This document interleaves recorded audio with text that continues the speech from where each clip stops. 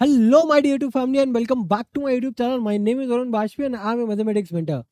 And in this video, I'm going to continue the competency-based question series, right? जिसमें आप सबको पता है कि जिनका वेटेज कॉम्पिटेंसी स्पेशली बात कर रहा हूँ कॉम्पिटेंसी बेस्ड क्वेश्चंस का जो वेटेज है वो आपके लेटेस्ट पैटर्न के अकॉर्डिंग नियरली अबाउट कितने परसेंट है 50% है।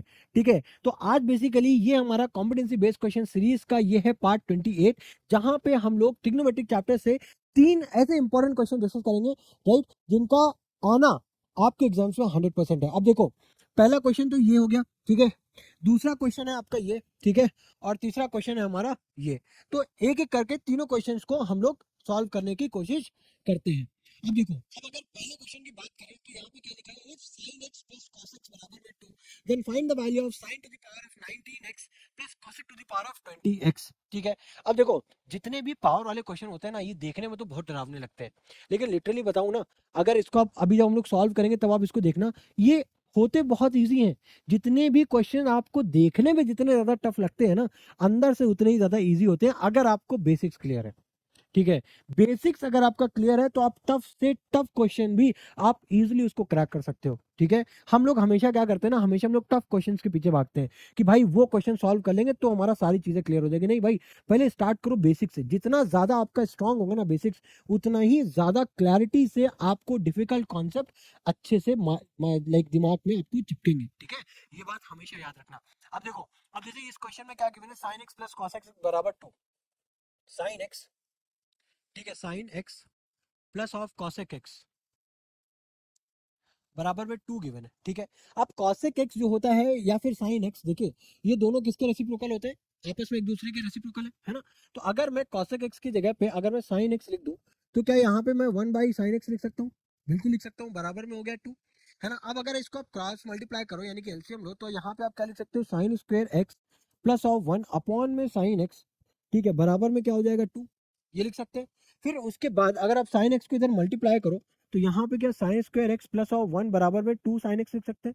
और अगर मैं साइन एक्स को अगर मैं एक्स मान लूँ तो क्या यहाँ पे मुझे क्वाड्रेटिक इक्वेशन देखने को मिल जाएगी जो कि एक्स स्क्वायर प्लस ऑफ 1 बराबर में 2x, यानी कि x square minus of 2x plus of 1 बराबर में 0। ठीक है, अब हमें 1 को इस तरीके से ब्रेक करना है ताकि लाइक ऐड करने पे -2 आए, यानी कि माइनस ऑफ एक्स और minus of x plus of 1 बराबर 0, इस तरीके से ब्रेक कर सकते हैं। अब उसके बाद अगर हम x कॉमन कर लें तो ये हो जाएगा x-1, और इधर से भी अगर हम लोग माइनस कॉमन कर लें तो ये आ जाएगा x-1 बराबर में 0। अब उसके बाद अगेन अगर हम लोग x-1 को कॉमन कर लें तो क्या बचेगा x-1, यानी कि अल्टीमेटली हमारे पास जो वैल्यू आ रही है वो x-1 होल स्क्वायर बराबर 0 आ रही है। अब अगर स्क्वायर को उस तरफ लेकर के जाओ तो कोई वैल्यू नहीं, यानी कि स्क्वायर रूट अंडर रूट 0 का अगर हम स्क्वायर रूट लेते हैं तो 0 आएगी, कोई वैल्यू नहीं होगी, है ना। तो x की वैल्यू अल्टीमेटली क्या आ रही है आपके पास 1, क्या आ रही है आपके पास 1 आ रही है वैल्यू। अब देखो x की वैल्यू आपके पास 1 आ गई, ध्यान से समझना, x की वैल्यू आपके पास 1 आ गई, और x को आपने एज्यूम क्या किया था डियर, x को आपने एज्यूम क्या किया था, x बराबर था आपका sin x, यानी कि sin x की वैल्यू आपकी आ गई 1। किसकी वैल्यू आ गई, साइन एक्स की वैल्यू आपके पास कितनी निकल करके आ गई है, 1 निकल करके आ गई। अब मैंने यहाँ पे ऑल दो एक्स मान लिया है, ठीक है, बट देखो यहाँ क्योंकि इंटरनल जो आपका एंगल है वो भी उन्होंने एक्स के फॉर्म में लिया है, तो आप कोशिश करना एक्स की जगह पे आप ए ले लेना, वो आपको ज्यादा बेनिफिट करेगा, ए ले लेना। ठीक है, तो यहाँ पे ए की वैल्यू आ गई है 1, यानी कि साइन एक्स की अल्टीमेटली वैल्यू आ गई है 1। आई होप ये चीज आपको समझ में आ रही होगी, मैंने एक्स के फॉर्म में सॉल्व कर दिया बट यहाँ पे आपको एक दूसरा वेरिएबल लेना है, ठीक है ना। आई होप ये चीज समझ में आ रही होगी। अब अगर साइन एक्स की वैल्यू 1 आ चुकी है, ठीक है, तो यहाँ पे अगर हम 1 रख देंगे और प्लस कॉसेक एक्स की वैल्यू अगर मैं निकालूं, कॉसेक एक्स की अगर मैं वैल्यू निकालूं तो ये हो जाएगा कैंसिल। ठीक है, 1 से 1 हो जाएगा कैंसिल, सॉरी यहाँ पे 2 है, ठीक है, यहाँ पे है 2, ठीक है, यहाँ पे है 2। तो कॉसेक एक्स की वैल्यू कितनी निकल करके आ रही है ये बताना, 2 - 1 कितनी आ गई 1, यानी कि साइन एक्स की वैल्यू तो 1 थी ही और कॉसेक एक्स की वैल्यू भी क्या आ गई 1।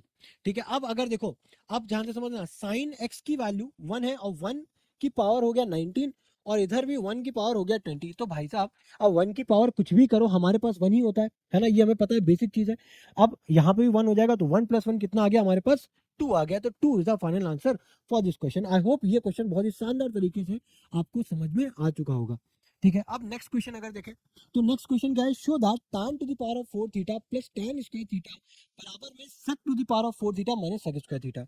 अब देखो, इन सब क्वेश्चंस को सॉल्व करने के हमारे पास वेरियस मेथड्स है, ठीक है, वेरियस मेथड्स है, ये डिपेंड करता है कि आपकी थिंकिंग आप किस तरीके से क्वेश्चन को सोच रहे हो, किस तरीके से आपके दिमाग में चीजें आ रही हैं। ठीक है, देखो अब जैसे मान लेते हैं, अब मान लेते हैं जैसे कि मुझे मैं पूरी तरीके से, देखो यहाँ पे दो साइड्स है, एक है आपका आरएचएस, एक है आपका एलएचएस। तो एक तो तरीका ये है कि आप एलएचएस को या फिर आरएचएस को उठाओ और उसको पूरी तरीके से दूसरी साइड के बराबर प्रूव कर दो। सेकंड मेथड ये है कि आप लाइक एलएचएस और आरएचएस में थोड़ा सा कुछ रीअरेंजमेंट करो, देन उसके बाद आप प्रूव करो। तो हम लोग दोनों मेथड्स देखेंगे। तो अगर हम लोग यहाँ पे मेथड नंबर 1 की बात करें, ठीक है, तो यहाँ पे मान लेते हैं, देखो पहली बात तो क्या है, हम लोग जो आइडेंटिटी यहाँ पे यूज करेंगे, सेक और टैन की रिलेशन क्या होती है, सेक और टैन की रिलेशन क्या होती है dear, sec square theta, sec square theta plus 1 बराबर में क्या होता है, टैन स्क्वायर थीटा। ये होता है, यही होता है। गलत। ये चीजें ना मैं अब यहाँ पे मैंने क्यों लिखा, क्योंकि ये जो रिलेशन है ना, sign square theta cos square theta सबको पता होता है। सबसे ज्यादा जो कंफ्यूजन होती है ना, वो बचे हुए दो में होती है। ठीक है, कभी कभी क्या हो जाता है कि हम लोग कभी, जैसे अब मैंने अभी लिखा, ठीक है, इस तरीके से भी लिख सकते हो, मतलब उल्टा लिखने के चांसेस बहुत होते हैं। तो हमेशा याद रखना, sec square theta minus sine square theta होता है 1। ठीक है, तो यानी कि टैन स्क्वायर थीटा प्लस 1 बराबर में क्या हो जाएगा, सेक स्क्वायर थीटा। ठीक है, ये बेसिक आइडेंटिटी होती है। जब हम लोग साइन को कॉस से डिवाइड करते हैं, sign square theta cos square theta बराबर 1, उसको हम लोग जब कॉस स्क्वायर थीटा डिवाइड करते हैं तो हमारे पास ये आइडेंटिटी निकल करके आती है। ठीक है, अब अगर हम लोग tan to the power 4 theta लिखा हुआ है यहाँ पे, tan to the power of 4 theta plus of tan square theta. ठीक है, अब हमें इसको पूरी तरीके से इसकी तरीके बनाना है। ठीक है, तो अब हम लोग क्या करेंगे, tan स्क्वायर थीटा की जगह पे अगर 1 को इस तरफ आप भेज दो, tan to the power 4 theta को क्या हम लोग ये लिख सकते हैं, tan स्क्वायर थीटा का whole square plus of tan square theta, ये लिख सकते हैं। अब देखो tan स्क्वायर थीटा की जगह पे क्या sec स्क्वायर थीटा माइनस 1 लिख सकते हैं, sec स्क्वायर थीटा माइनस 1। ठीक है, बराबर में इसका whole square plus tan square theta की जगह पे अगेन क्या हम लोग यहाँ पे क्या लिख सकते हैं, sec स्क्वायर थीटा माइनस 1, ये लिख सकते हैं। अब देखो यहाँ पे a माइनस बी का होल स्क्वायर है, तो यहाँ पे आप क्या लिख सकते हो, a माइनस बी का होल स्क्वायर यानी कि a स्क्वायर थीटा, यानी कि ए स्क्वायर यानी कि सेक स्क्वायर का होल स्क्वायर करोगे, sec to the power 4 theta A square plus of B square, 1 का स्क्वायर करोगे तो 1 ही आएगा, माइनस ऑफ 2 सेक थीटा, यानी कि सेक थीटा नहीं होगा, सेक स्क्वायर थीटा होगा, plus sec square theta minus of 1। अब प्लस 1 से माइनस 1 हो गया cancel, minus 2 sec square theta से प्लस सेक स्क्वायर थीटा जब जाएगा तो कितना बचेगा, sec to the power of 4 theta और minus of sec square theta. तो अल्टीमेटली, अल्टीमेटली जो हमको प्रूफ करना था वो हमने प्रूफ कर दिया है क्या, यस बिल्कुल प्रूफ कर दिया है। ठीक है, अब देखो दूसरा मेथड, अब यहाँ पे क्या लिखा हुआ है, tan to the power of 4 theta plus of tan square theta बराबर में हमको प्रूव करना है sec to the power of 4 theta minus of sec square theta. ठीक है, अब देखो, अब मैं क्या कर रहा हूँ कि sec to the power of 4 theta को इस तरफ लेकर के आ जा रहा हूँ, तो यहाँ पे हो जाएगा tan to the power of 4 theta minus of sec to the power of 4 theta बराबर में क्या हो जाएगा, क्या हो जाएगा, ध्यान से समझना, ये tan स्क्वायर थीटा को अगर मैं उस तरफ लेकर के जाऊं तो क्या हो जाएगा, plus of sec square, sorry minus of tan square theta. तो एक काम करता हूँ, एक काम करता हूँ, ठीक है, बाद में माइनस से मल्टीप्लाई करने से अच्छा है पहले से ही वो काम कर ले। ठीक है, तो इजी होगा।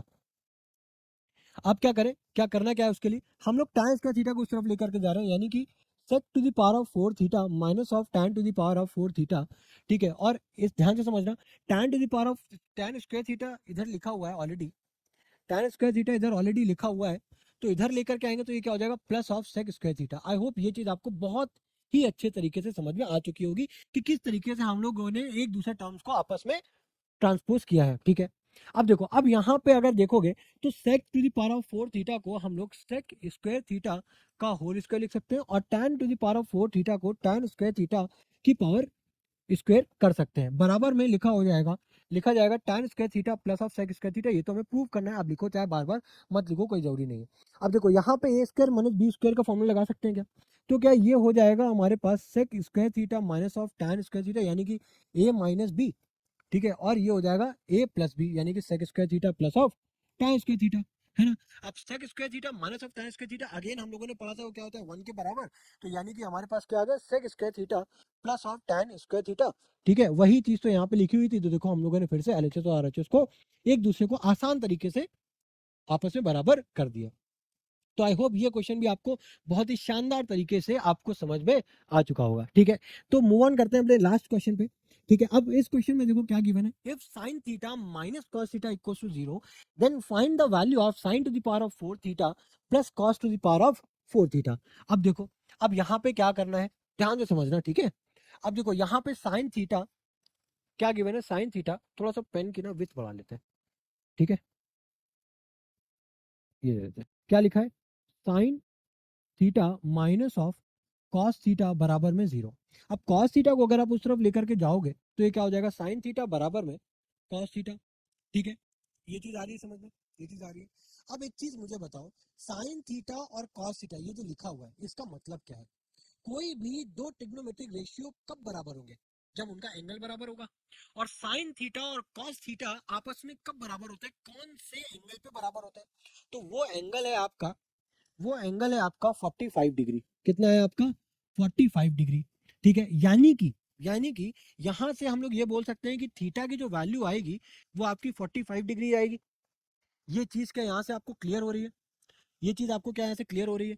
अब अगर ये चीज आपको क्लियर है तो थीटा की वैल्यू एक्चुअली क्या होता है ना, जब भी हमें कभी भी ट्रिग्नोमेट्रिक वैल्यूज पूछी जाती है ना, तो ऑलमोस्ट हम लोग क्या जनरली हम लोग 45 डिग्रीज हम लोग पुटअप कर देते हैं। अब यहाँ पे हमको ऑलरेडी 45 डिग्री मिल चुकी है, तो अब अगर आप देखो तो हमसे जो वैल्यू पूछी गई है वो sign to the power of 4 theta plus cos two the power of 4 theta, इसकी वैल्यू पूछी गई है। अब हमको पता है थीटा हमको 45 लेना है। ठीक है, यानी कि इसकी जो वैल्यू आएगी वो 1/√2 आएगी। 1/√2 का पावर हो जाएगा 4। इसी तरीके से भाई कॉस थीटा यानी कि 45 उसकी वैल्यू 1/√2 होती है, यहाँ पे भी आ जाएगा √2 की पावर 4। अब पावर 4 का मतलब क्या है? यानी कि यही वैल्यू 4 बार रिपीट होगी। ठीक है, अब हमें पता है किसी भी रूट वैल्यू को, जैसे मान लो √2 टाइम्स √2 जब करते हो तो वो हो जाता है 2 के बराबर, है ना? तो यही चीज √2 कितनी बार मल्टीप्लाई हो रहा है? 4 बार मल्टीप्लाई हो रहा है। तो भाई जब 2 बार मल्टीप्लाई करोगे तो वो हो जाएगा 2। उसके बाद 2 बार अगेन जब मल्टीप्लाई होगा वो हो जाएगा अगेन 1/2। उसी तरीके से यहाँ पे भी 1/2 और 1/2 हो जाएगा। यानी कि ये हो जाएगा 1/4 प्लस 1/4, यानी कि ओवरऑल वैल्यू क्या आ जाएगी? 2/4 यानी कि 1/2। तो जो फाइनल आंसर आएगा वो क्या आएगा? 1/2। आई होप ये चीज भी आपको बहुत ही अच्छे तरीके से समझ में आ चुकी होगी। ठीक है, तो इस वीडियो में हम लोगों ने 3 क्वेश्चन डिस्कस किए और ये मैं मान के चलता हूँ कि ये तीनों क्वेश्चंस आपको बहुत ही अच्छे तरीके से समझ में आ चुके होंगे। बट फिर भी अगर आपको कोई प्रॉब्लम है, कोई परेशानी है किसी भी पॉइंट पे, ठीक है, हो सकता है मुझे मेरे समझाने में मैं इतना अच्छा नहीं समझा पाता हूँ, आपको हो सकता है फिर भी कहीं किसी पॉइंट पे डाउट क्रिएट हो गया हो, तो प्लीज आप मुझसे जरूर रीच आउट करिए, either by कमेंट्स और by directly messaging me on my Instagram ID. ठीक है, तो इसी के साथ मिलते हैं आपके साथ नेक्स्ट वीडियो में। Till then good bye, thank you.